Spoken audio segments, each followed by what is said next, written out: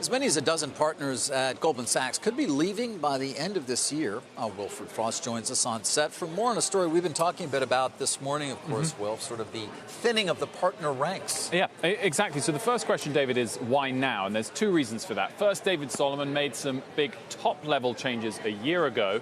He's had some time to think, and he's now making some more a level or two below that. Second, the typical yearly cycle is being increased and brought forward ahead of Goldman's big review and strategy announcement, which is due around early January. I get the sense that it meant the company and the individuals needed to think, this is right for us for 3 to 5 years, not just this still works for us now. More broadly, there was a sense emerging towards the end of Lloyd Blankfein's tenure that people were getting paid based on when the firm did well, rather than based on individual P&L, and David Solomon wants to change that. Don't forget, he and his deputy, John Waldron, came from Bear Stearns originally, the ultimate eat-what-you-kill culture investment bank. And a big part of his changes is to make partner a more aspirational title to get. And here's where we stand on what it means, by the way, to be a partner today, according to sources at the bank. You're guaranteed a $1 million base salary.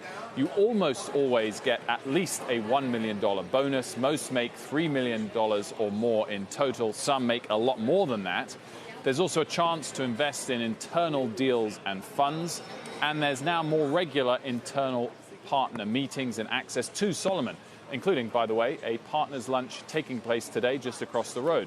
Currently, there are about 450 partners. That's down from a peak of over 500. It will tick down a little bit further from here over the coming years, though, not the coming weeks. It should stay above 400. Now, this is being framed by some as Goldman leaving the classic Wall Street business models or the classic glory days. I actually think it's Solomon trying to give himself the flexibility and headroom to be able to return to it and pay people well, but only when they really earn it. And he just needs a bit more flexibility and less guaranteed pay to do that. So they're actually looking at what and returns on invested capital for their employees, in a sense. Yeah, which is typically what some of the investment banks used to do. So even if the headline of the bank wasn't that good, if your little department did super well, you get paid. I think as the bank swelled and under Lloyd Blankfein's extended tenure and a lot of his deputies' extended tenure, everyone was getting pretty solid pay packages kind of regardless.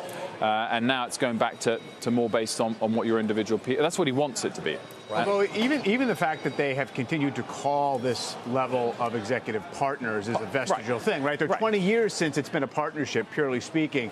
So in a sense, they were trying to maintain this sense for a long time. Yeah, and partner, but that still applies at some of the other investment banks that are listed too. You go up from associate or analyst to associate to director, managing director. Or senior managing director at another firm is the equivalent of partner, the fact that they called it. Exactly, it's still just a title. I mean, in fact, they still have 1 or 2 titles above that as well when you become a vice chairman and then a president, which very few people have. But the point being is this comes at the moment with a guaranteed base salary, $1 million, and almost a sort of right that you're going to get at least that in a bonus. If you've got zeroed bonus as a partner, it's almost akin to saying, we're going to fire you. Now, if you sign your time is running. So if you're cutting the number of people that are in that bracket that essentially get at least $2 million, it gives you the flexibility to pay someone that doesn't even have the partner title, but has a blowout trading year or blowout investment year. We'll give you $5 million this year, but it doesn't mean you're going to get it next year unless you perform well. When I think of David Solomon, he's also, implemented a number of other sort of culture changes within Goldman Sachs, and diversity has played a really big role in what he's been doing. Do you have any sense of the breakdown of female partners? Because I know it's one of his priorities to walk the walk on this issue. I don't have those numbers to hand, but I'm really glad you raised that, because I do think there are 2 different sort of messages here that are coming out, and they're not mutually exclusive when you think them through, although on the surface some people might think they are. Absolutely, as you say, David has been really forward-thinking. He's saying we're young, we're equal, we're a modern place.